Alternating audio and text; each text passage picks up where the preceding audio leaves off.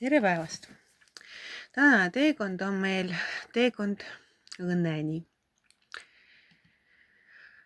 Aga enne kui me läheme tänasesse protsessi,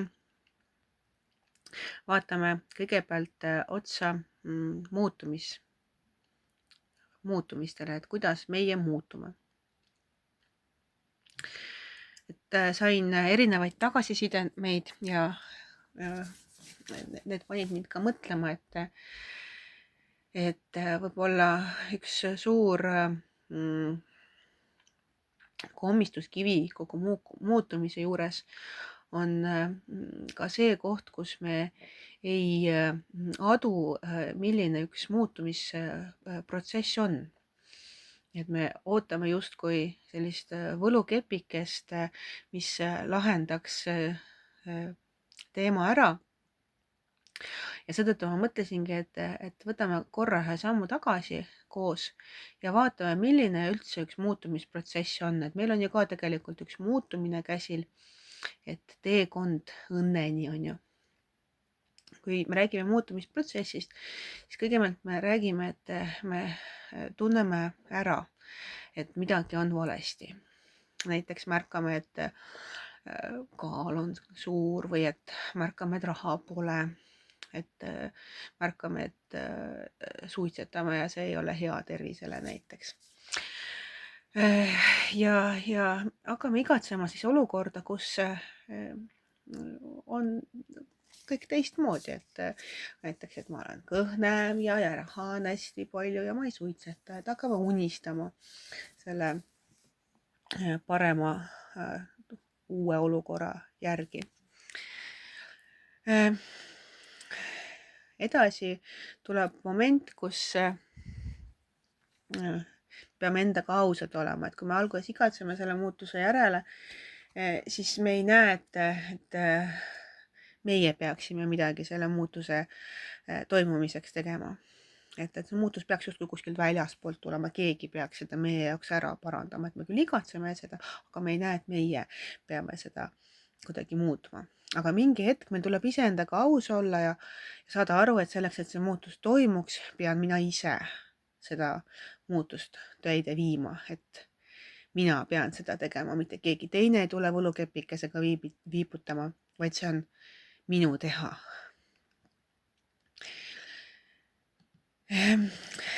Edasi tuleb üks otsus, et mingi hetk, kui on piisavalt unistatud ja on ka aru saadud, et ise peab midagi tegema, tuleb ka kindel otsus vastu võtta, et nüüd ma astun samme, nüüd ma võtan kaalust alla, ma otsustan, et nüüd ma teen, nüüd ma jätan suitsetamise maha, nüüd ma võtan midagi rahalise seisuga ette. Ja edasi tuleb hakata väikseid samme tegema, et siis sellel teel edasi liikuda. Et näiteks tuleb proovida siis kuidagi moodi kaalust alla võtta, hakata suhkurt vähem sööma. Siis vähem näiteks avastatakse, aga tegelikult see ei tööta muu puhul, et mulle ikkagi magus niikuinii ei meeldi, et ma hoopis söön hilja õhtuti. Et tuleb midagi muud proovida. Ehk siis astud neid väikseid sammu muutumisprotsessi suunas ja ebaõnnestute. Proovite ühelt poolt, proovite teiselt poolt, kukute, tõusete jälle ülesse, kukute, tõusete jälle ülesse. Ja selline see muutumisprotsess ongi. Aga lõpuks kõikide nende tagasilöökide puhul te ju õpite ja iga kord, kui õpite midagi juurde, siis oskate paremini valida, mis on just teie tee, sest et me oleme kõik hästi erinevad ja see, mis minu puhul näiteks töötab, ei pruugi sinu puhul töötada. Ja sul on vaja see omaenda tee leida. Selleks, et see omaenda tee leida, ongi vaja muudkui katse-eksitusmeetodil proovida, kukkuda, tõusta uuesti püsti, proovida, kukkuda, tõusta uuesti püsti. Ja niimoodi tulevad need uued harjumused ja siis tuleb ka see vili, et tuleb see muutus. Ja nüüd selleks, et tänasesse meeleolusse võib-olla paremini tulla, me vaatame teiega korraks koos ühte väikest juppi ühest videost, et ei hakka tervet videot vaatama, aga et selline hea meeleolu luua, me vaatame korraks ühte laulu. Ja see laul on küll inglisekeelne, aga see on üks kristlik laul ja räägib sellest, kuidas mees kõnnib kloostri juures oma suure koormaga ja mõtleb, et küll seal kloostris on ikka hea elu ja seal ilmselt elavad kõige õndsamad ja pühamad inimesed. Aga siis ta kohtab preestrit ja küsib ta käes, et kuule, kuidas teil seal kloostris on, et teil on kindlasti hästi ilus. Ja siis see preester ütleb, et jaa, et me siin tegelikult kukume ja tõuseme jälle, sest pühakud on kaapatused. Ja siis see mees mõtleb, et kui see preester sai jõudu ja jaksu Jumalast ja sai jaksu, et uuesti tõusta ja kõndida, et siis võiks ju tema ka saada, et äkki temal on ka lootus Jumala peale loota ja kukkuda ja tõusta uuesti püsti. Ja kuulame siis korra seda laulu teiega koos ja tulemegi tänasesse teemasse sellise mõttega, et me muudkui kukume, proovime ja kindlasti tõuseme jälle püsti.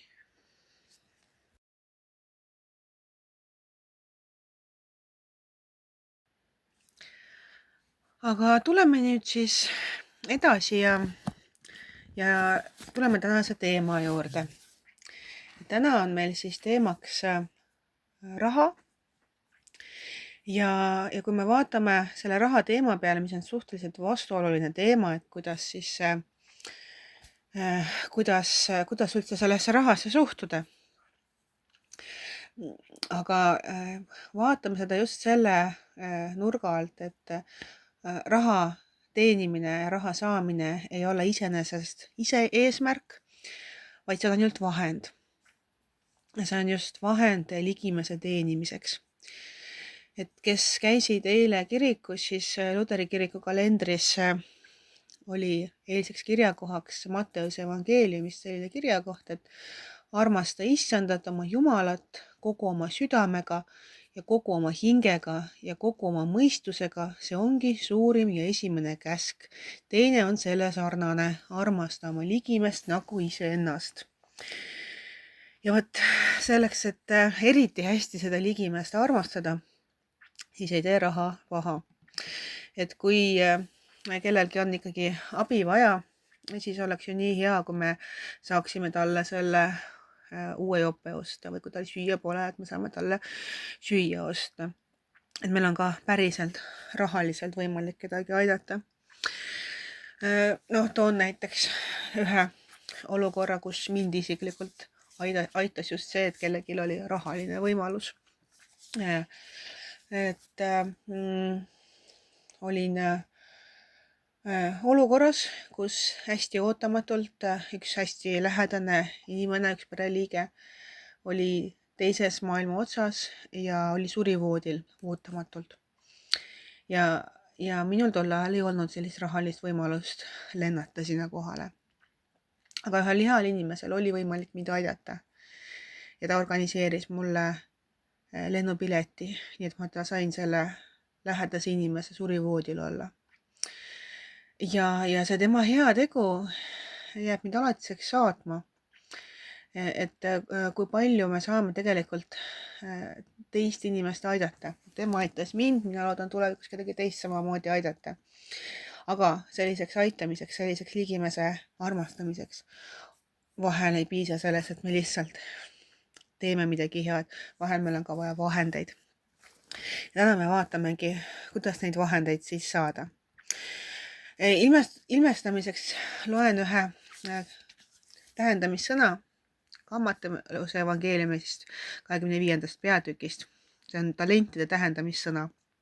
Kõlab see niimoodi. Lugu just nagu mehega, kes enne võõrsile minemist kutsus oma sulased ja andis oma varanduse nende kätte. Ühele ta andis 5 talenti, teisele 2 ja kolmandale 1. Iga ühele tema suutlikust mööda ning läks ära võõrsile. Kohe läks see, kes oli saanud 5 talenti ja kauples nendega ning sai teist 5. Nõnda samuti ka 2 talenti saanu sai teist 2 juurde. Aga kes oli saanud 1 ja läks ja kaevas maasse augu ning peitis ära oma isanda raha. Pika aja pärast tuli nende sulaste isand koju ja nõudis neilt aru.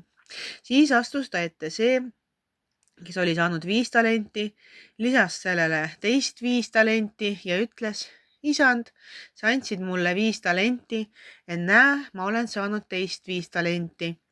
Ta isand lausus talle: tubli, sa hea ja ustav sulane, sa oled olnud ustav pisku üle, ma panen su palju üle, mine oma isanda rõõmupeole. 2 talenti saanu ütles ta ette astudes: isand, sa andsid mulle 2 talenti ja näe, ma olen saanud teist 2 talenti. Ta isand lausus talle: tubli, sa hea ja ustav sulane, sa oled olnud ustav pisku üle, ma panen su palju üle, mine oma isanda rõõmupeole. Siis astus tema ette ka see, kes oli saanud 1 talendi ja ütles: isand, ma tean, et sa oled vali mees, sa lõikad sealt, kuhu sa ei ole külvanud ja kogud sealt, kuhu sa ei ole puistanud. Ja ma kartsin, läksin ära ja peitsin sinu talendi maa sisse. Vaata, siin on sinu oma. Tema isand aga vastas talle: sa halb ja laisk sulane, sa teadsid, et ma lõikan sealt, kuhu ma ei ole külvanud ja kogun sealt, kuhu ma ei ole puistanud. Siis sa oleksid pidanud mu raha andma pankurite kätte ja tulles ma oleksin saanud oma osa kätte vahekasuga. Võtke nüüd tema käest talent ära ja andke sellele, kellel on 10 talenti. Sest igaühele, kellel on, antakse ja tal on rohkem kui küllalt. Kellel aga ei ole, selle käest võetakse ära seegi, mis tal on. Aga kõlbmatu sulane hetke välja kaugele pimedusse, seal on ulgumine ja hammaste kiristamine. Et mis me selle kirjakohaga tahaks siit vastu võtta, on tegelikult see, et meile kõigile on antud siin elus mingid talendid. Midagi me oleme saanud Jumala käest. Kellele 1, kellele 2, kellele 5. Meile on antud mingid anded, mingid võimalused ja me peame nendele annetele, nendele võimalustele juurde kasvatama. Et me peame kasvatama selle isanda raha. Et kõik need võimalused on erilised, mis meile antud on. Et mõnel on ühed võimalused, teisel. Kui me nüüd vaatame, et mõnel on näiteks oma peenrama, mõnel on kokkamisoskus, mõnel on interneti kasutamise oskus, mõnel on toredad sõbrad, sugulased, kes aeg-ajalt midagi head toovad oma saadustest, teisel on teadmised, et kust midagi hästi saab, mõnel on hea planeerimisoskus, mõni elab üksinda, mõni elab suures peres. Ja kõik need anded, talendid aitavad meil siis seda isanda talenti, aitavad seda kasvatada.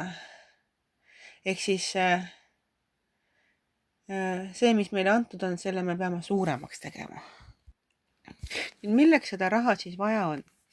Raha on tegelikult ju kõigega seotud, mis meie ümber toimub. Et raha on seotud meie füsioloogiliste vajadustega, et me vajame toitu, kraanis peab vesi tulema, meil peab olema katus pea kohal, me vajame riideid selga, meil peab olema hea uni, kui meie tervise jaoks on vaja, et me võtaksime ravimeid, siis ka neid tuleb ju raha eest osta.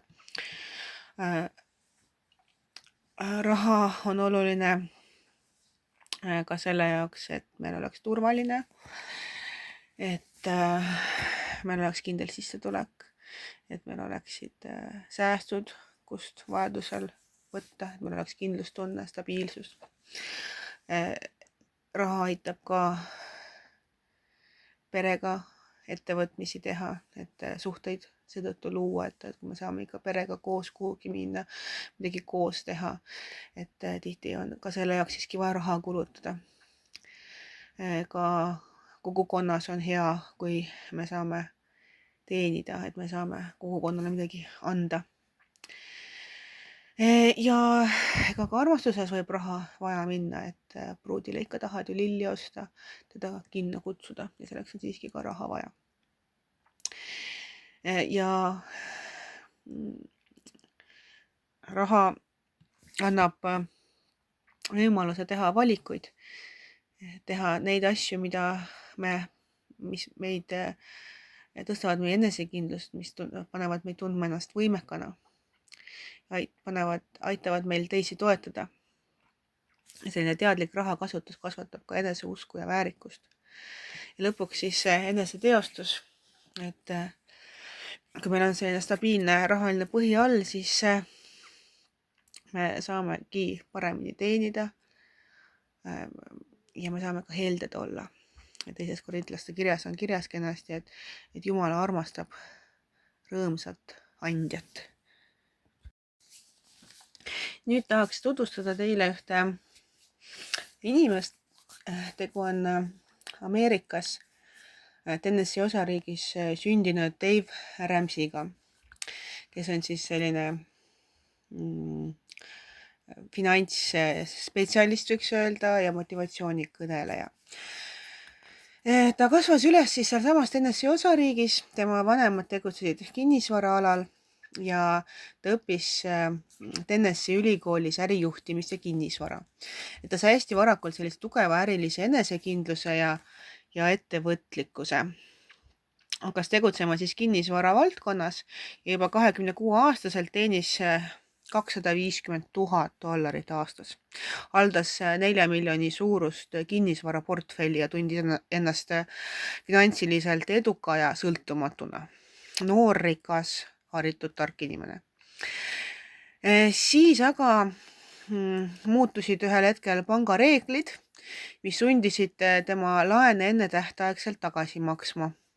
Ta kaotas kogu oma vara ja pidi kuulutama välja siis isikliku pankroti. See oligi tema elu pöördepunkt, kus ta siis tõdes, et ta oli küll väga murdunud, aga mitte purustatud. Ja siis ta hakkaski uurima, mida piibel õpetab rahast, võlgadest ja heldusest, andmisest. Ja ta lõigi isikliku finantsfilosoofia, mis põhineb distsipliinil, vastutusel ja usul. Ja rõhutas, et raha ei ole probleem, vaid probleem on meie käitumine rahaga. Mingi hetk kasutas ka Ramsey Solutions, et aidata teistel rahaliselt terveneda. Alustas ka Ramsey Show raadiosaadet, mis sai hästi kiiresti populaarseks ja kirjutas mitmeid raamatuid, sealhulgas The Total Money Makeover.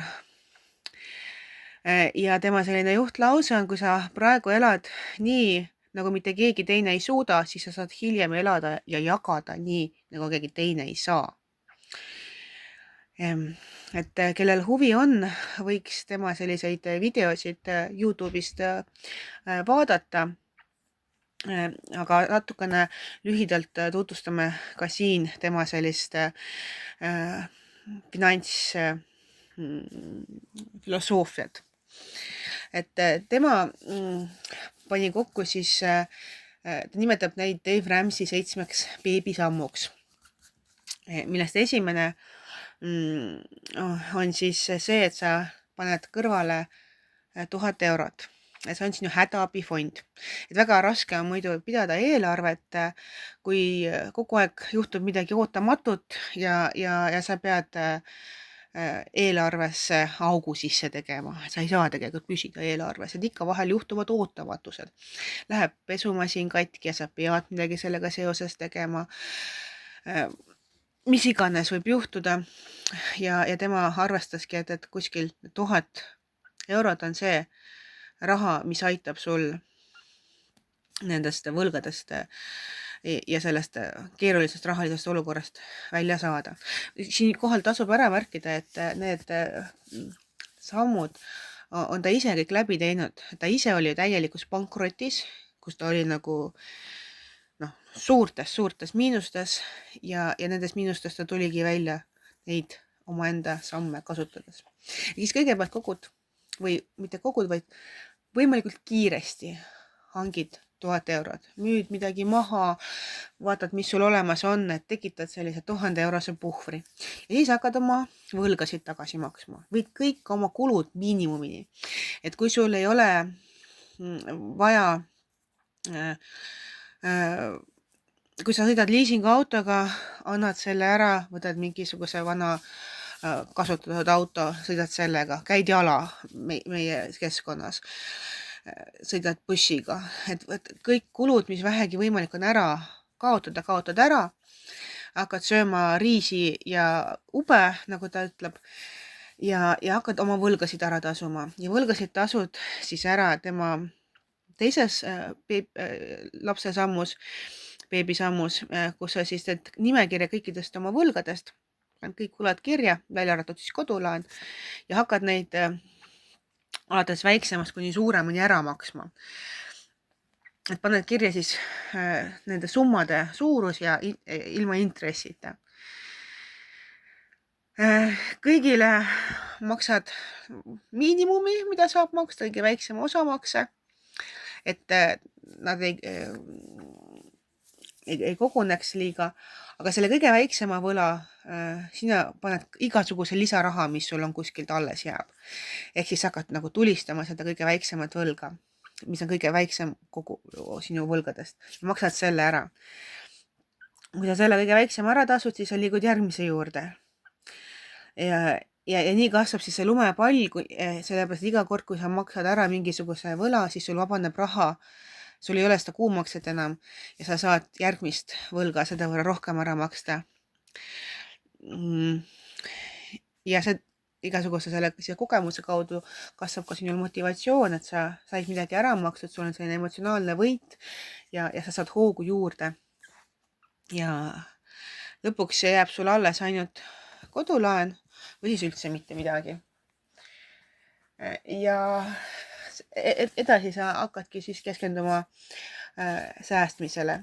Et kõigepealt on sul vaja 3 kuni 6 kuu säästufond. Ehk siis kui see esimene hädaabifond on tõesti hädavajadust, ehk siis see teine 3 kuni 6 kuu fond on selleks, et kui sul on ootamatu pikem takistus, näiteks töökaotus või keegi pereliikmetest jääb haigeks, et selline pikem rahaline auk, et sul oleks võimalik 3 kuni 6 kuud ilma lisasissetulekuta, ilma oma rahalise sissetulekuta hakkama saada. Ja kui sul on see raha koos, siis sa vaatad, kuidas sa saad pensioniks koguda, lood mingisuguse süsteemi, mõtted selle peale vähemalt, seejärel suunad raha laste hariduse säästmiseks, seejärel tasud ära kodulaenu ja seejärel sa tegelikult oled juba sellises finantsseisus, et sa saad ainult rõõmuga anda teistele ja jagada seda vara.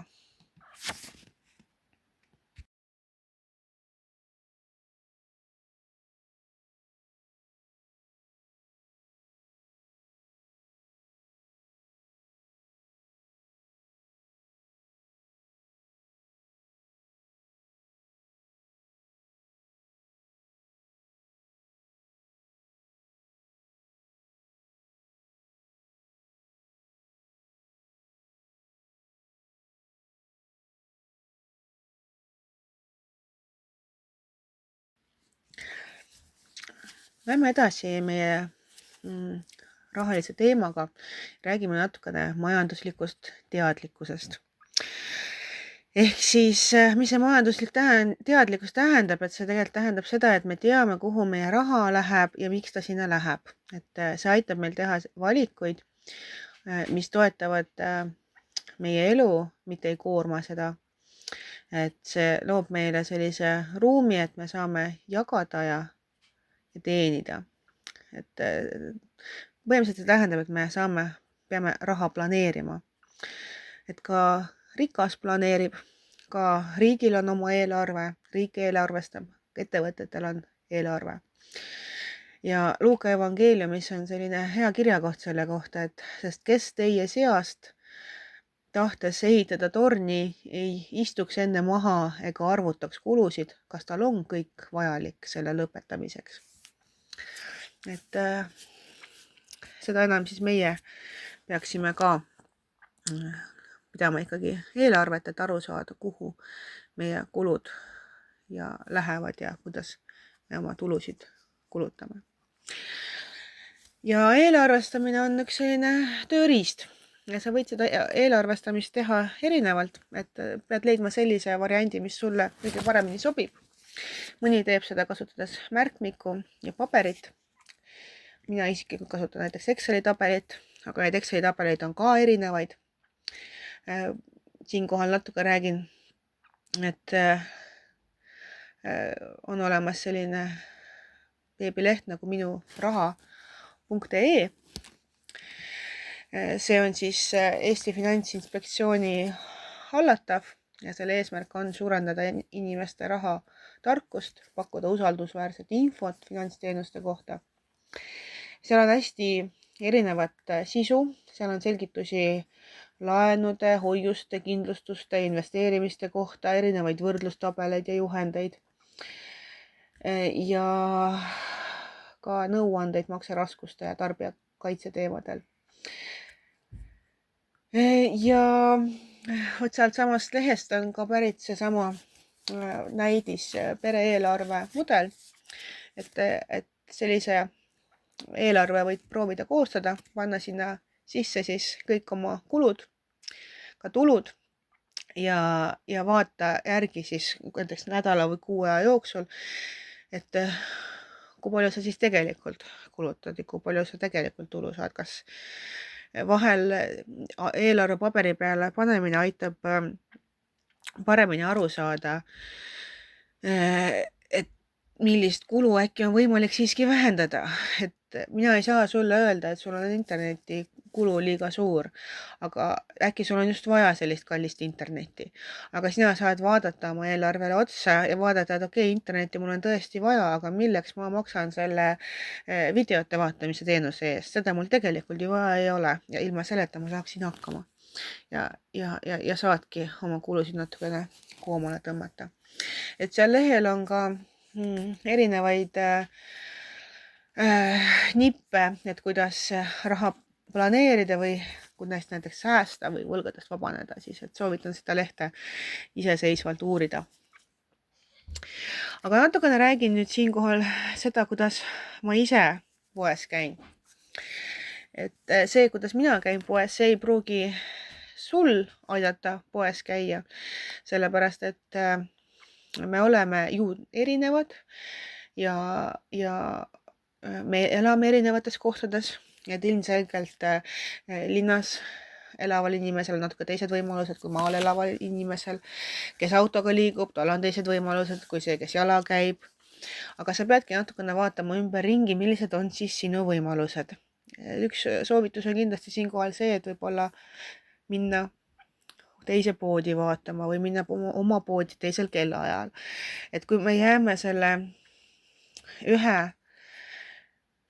variandi juurde, kui me oleme vastu muutusele, et siin poes ma olen käinud, siin ma tean, kus mis asub ja ainult siin ma käin ja ainult sellel kellaajal, kui ma töölt tulen, et siis tegelikult sa kaotad ära võimaluse, et äkki avastad midagi muud. Äkki see teine pood seal ümber nurga omab odavamaid asju ja sa tegelikult ei teagi, et ta on odavam, sest et sa ei käi seal.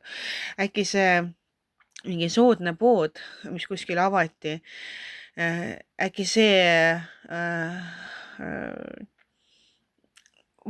aitaks sul meeletult säästa, aga sa ju ei pista sinna nina sisse ja järelikult sa ei saa seda odavat kohvi osta, mis kõik teised ostavad, kes seal poes käivad. Ehk siis hoia silmad lahti. Aga mina siis, kui ma poodi lähen, ma kõigepealt käin seal jahil. Ma käin erinevates poodides ja vaatan, kuidas ma saaksin, ma põhimõtteliselt vaatan allahinnatud tooteid. Tihti ostan just allahinnatud lihatooteid. Liha on päris kallis. Ja ma olen seda meetodit ise kasutanud juba hea 10 aastat. Siinkohal kindlasti hari ennast siis toidu säilitamise valdkonnas. Et muidugi, kui sa ostad allahinnatud toodet, millel on kuupäev kohe kukkumas või just kukkunud, siis selle käitlemine on hoopis teistsugune. Ja sa pead seda ohutult käitlema. Mina ostes lihatooted, panen nad sügavkülma, pärast muidugi korralikult kuumtöötlen. Ja saiad, kui ma ostan, siis ma panen nad külmkappi. Ja alati tuleks meeles pidada, et kaine mõistus ehk siis su nina ja su silmad on päris olulised toidu värskuse hindamisel. Mina, kui võtan midagi külmkapist välja või võtan selle lihapakendist välja ja tõesti nuusutan üle ta, vaatan visuaalselt, et kuidas ta tundub. Et tegelikult samamoodi nagu hinnati asja värskust 100 aastat tagasi, eks ole, et meie meeltega, mitte ainult selle sildiga, mis peale on kleebitud. Ja selleks, et võib-olla paremini teile näidata oma meetodid, siis ma mõtlesin, et proovin seda päriselt ära teha. Et tavaliselt ma niimoodi päris ei dokumenteeri oma poes käimist. Aga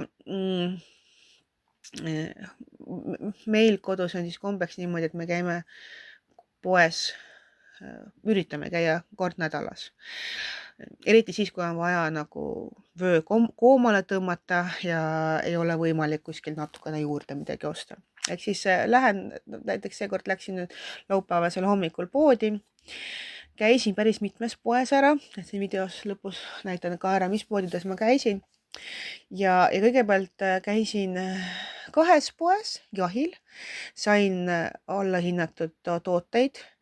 Nüüd vastavalt nendele allahinnatud toodetele ma koostasin nädalaks ajaks tervele perele menüü.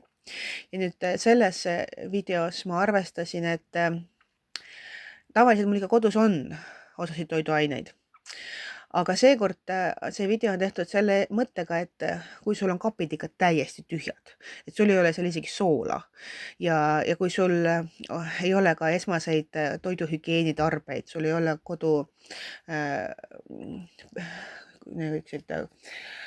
kodupuhastusvahendeid ja ühesõnaga see eelarve ja menüü on tehtud perele, kus on 4 liiget, kass ja koer.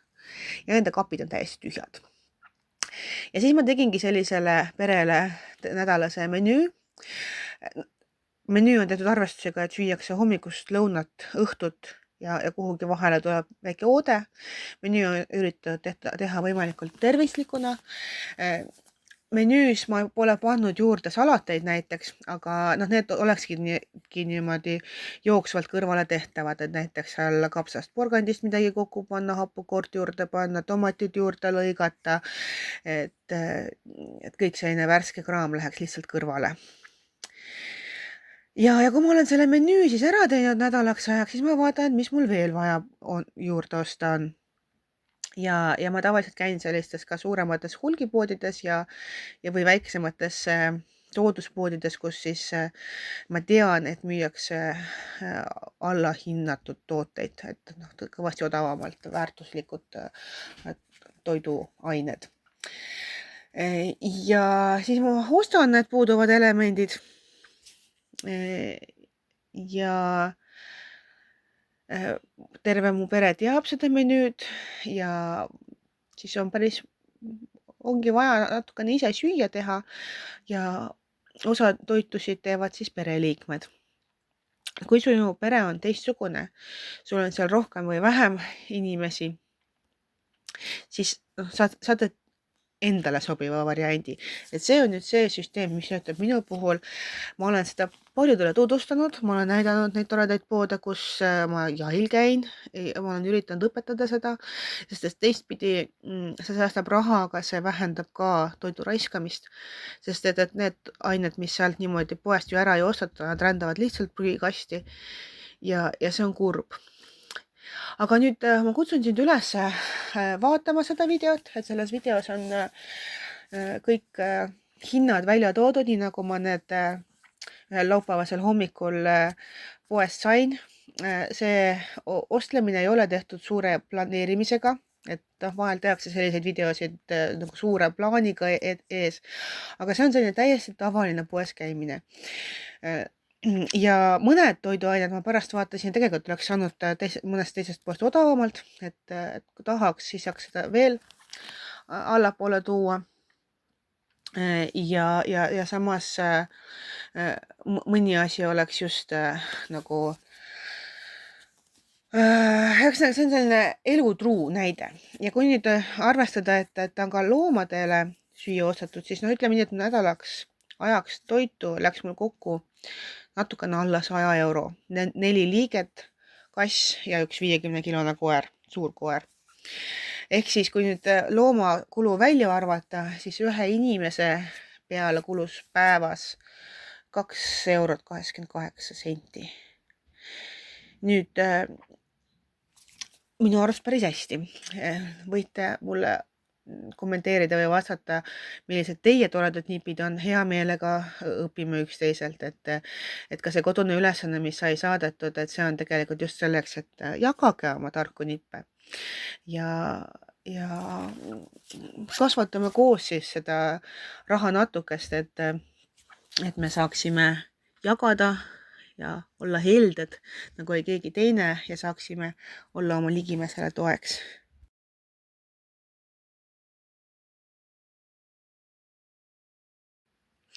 Ja nüüd siia tänase päeva lõpetuseks ma tahaksin teiega jagada ühte mõtet veel, et tihti me leiame palju vabandusi, miks me midagi teha ei saa, me ei taha ja me ei või. Ja minu isa ka kavatses öelda, et ei taha, ei saa, ei või, aga peab. Ja võib-olla selles vaimus aitab korraks teile motivatsiooni anda see mõte, et me ei taha, ei saa, ei või, aga me tegelikult saame ja võime. Meil on tegelikult nii palju võimalusi, meil on tegelikult nii palju talente, mis meile on antud. Tutvustan teile sellist härrat nagu Nick Vujicic, võib-olla ma hääldan valesti, aga tema on sündinud siis 1982. aastal Austraalias Melbourne'i linnas. Tal on selline haruldane haigus tetraameelia sündroom, mis tähendab, et täielik jäsemete puudumine. Ta sündis ilma jäsemeteta. Tal ei ole käsi ega jalgu. Lapsepõlves koges ta palju kiusamist, tal oli depressiooni, ta ei arvanud endast palju. Aga tema pöördepunkt oli samuti usu kaudu ja ta sai aru, et tema elu võib olla väga tähendusrikas ja teisi teeniv. Tänapäeval ta on rahvusvaheline motivaator, evangelist, asutas ka sellise organisatsiooni nagu Life Without Limbs, elu ilma jäsemeteta ja on esinenud miljonitele inimestele üle maailma, kaasa arvatud Eestis, kirjutanud raamatuid, sealhulgas pidurdamatu, Unstoppable ja elu ilma jäsemeteta. Ja tema sõnum on see, et kui sul pole imet, siis ole ise see ime. Et kui me siin alguses alustasime jutust, et meie tänast õhtut, et me ootame justkui seda võlukepikese viibutust, seda imet, seda lotovõitu, mis kuskilt tuleb. Et siis, kui sul seda imet ei ole, seda võlukepikest ikkagi kuskil ei ole, miski ei toimu niisama kogemata, et siis ole ise see ime. Ja siin kohas ilmestaks võib-olla 2 korintlaste kirja koht, kui tema ütles mulle, sulle piisab minu armust, sest nõtruses saab vägi täielikuks. Nii ma siis kiitlen meelsamini oma nõtrusest, et Kristuse vägi laskuks elama minu peale. Aga aitäh, et sa oled siin tänase kohtumise kaasa vaadanud. Lõpetuseks vaata siis see video.